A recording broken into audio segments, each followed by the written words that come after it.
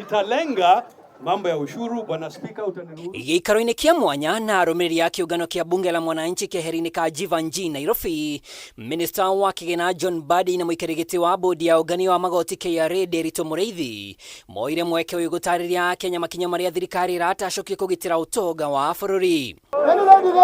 Na rĩo mwaka ũmwe kuma bũrũri wagũmĩrwo nĩ mĩrũrũngano ĩrĩa yarehire hathara na ikuũ, Akenya makĩregana na nyongerera ya magoti ma nyũmba cia thirikari na sekta-inĩ ingĩ. Mbadi augĩte thirikari nĩ yarire mĩtaratara ya kũgirĩrĩria gwĩcokera kwa maũndũ ta macio. The finance bill of this year may not have any tax adjustment upwards in terms of rates, which are we cannot overtax Kenyans anymore. We have reached a limit where we are saying no more space for taxation, especially on employment income. You will not see any more taxes on employment income under my watch as a CS. Mwĩhoko wa Mbadi kũrĩ Akenya ũkĩte rĩrĩa henete itũmi cia kũgacĩra kwa ũtonga wa bũrũri. Ũmwe wa mĩtaratara arĩ kũgũa gwa ikĩro cia ciringi kwaga hinya kuma 9.6% mũthia-inĩ wa mwaka wa 2022 nginyagia 3.3% ihinda-inĩ rĩrĩ, na ningĩ akiuga ona ũrĩmi wa mbembe nĩ wambatĩrĩte. It's true that Kenyans are struggling.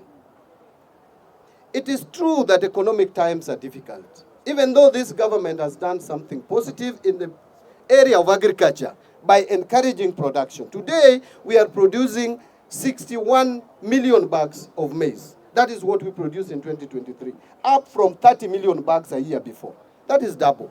And we are projecting maize production to be at 74 million bags. That is what would satisfy the population of this. Nona kĩheanaga mĩtaratara ĩno kĩũria nĩ kĩ MUKENYA ATARAIGUA ũritũ wa ciringi mũhuko-inĩ nĩ kĩyumĩririe. Mbadi akiuga wa mbere mabengi matirakombithia sekta kĩũmbe kumana na ene biacara kĩũmbe kũrĩra njoherera cia igũrũ, ũguo arĩ kuga sekta ĩno ndĩrandĩka andũ aingĩ. Just a few months ago when I took over office, we were borrowing at 15.6%. The government was borrowing through treasury bills, the 91-day treasury bill. We were paying 15.6%. Today, as we speak, that has come down to 9.5%, below 10%, single digit for the first time. That has given good indicators that we can be able to borrow money cheaply to retire expensive loans. Because what we are doing with the domestic borrowing is we are borrowing to repay what we had. So if you are borrowing cheaply to repay an expensive loan, that is the only way you can get out of debt trap.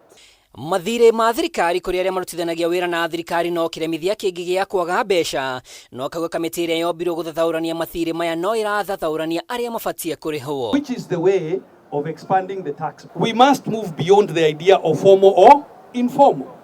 What we should look at is Kenyans in the way they are doing their businesses and make it easy for all of them kushiriki katika ujenzi wa taifa.